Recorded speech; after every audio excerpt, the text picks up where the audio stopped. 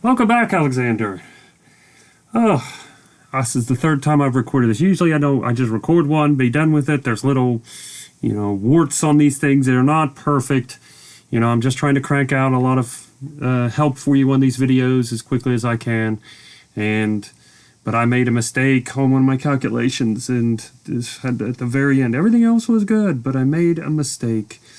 And so now I have to re-record this thing, and then I have to reset it up. I'm not super efficient setting some of these things up, but I'm learning. That's just as with everything else. You learn by doing and making mistakes. And I want you to, and I try to get you guys to get out there and make some mistakes, and then ask some questions and post and help each other out. Then email me if you have trouble, and then I'll post a video, and then you try again. And life's like that. You just make mistakes, and you go back and learn from them. The person who makes the mistake and then tries to fix it does the learning. You can't have learning without mistakes. And so, anyways, this is going to be a quick problem compared to problem 9 that I just did. I do them out of order sometimes. And now you're saying, well, it will be quick, Mr. Nishad, if you stop rambling on and on. But in my defense, I want you to get the true Hindo experience, teaching experience, and with all my rambling ons and life lessons in there, right? I could do my Yoda voice. Yoda, yes, try. Yes. Anyways, more Star Wars and voices to come. Maybe I should sing a song in a Yoda voice. But let's get to the problem. Enough with rambling on. And we have this problem 7, an air puck tied to a string. And what you have is this thing is being spun around. We have no idea really how it's being spun around. Some maybe mechanical device of somehow or not. It's frictionless, so once you get started, it should not stop. So I don't know how they initially got it going, but it doesn't matter. Our frame of reference starts when this thing is already moving around, and this is dangling down, and it is not moving. It is in static equilibrium. Now this is moving, so obviously it's not static equilibrium, but it's enough to tell us here that this force here, Fg, will be equal. This is the block, like the block, and then going up here with this string is equal to this force tension, then it is also equal, because then this thing is pulling back down.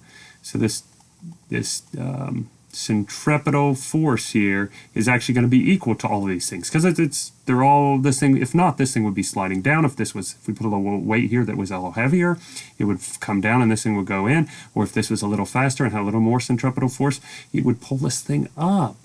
So, but it's not. So that's why we know that this is equal to this is equal to this. Well, we know we can find Fg. It's just mass times the acceleration due to gravity.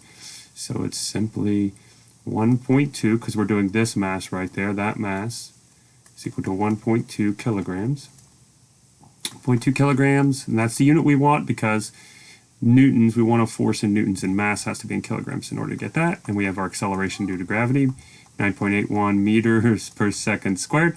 And we multiply that, we get 11.77, check your numbers, and that would be newtons. Well, so this is 11.77 newtons. So this is 11.77 newtons, and this is 11.77 newtons.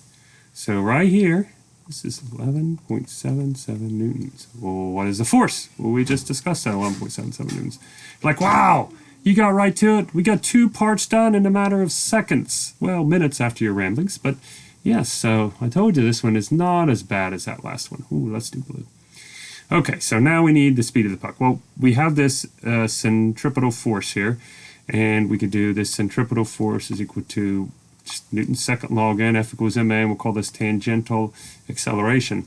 So this is 11.77 equals our mass. But what is the mass of this? Don't get them confused. This is the mass of the puck now. And the mass of the puck is 0.29 kilograms in the correct units for us.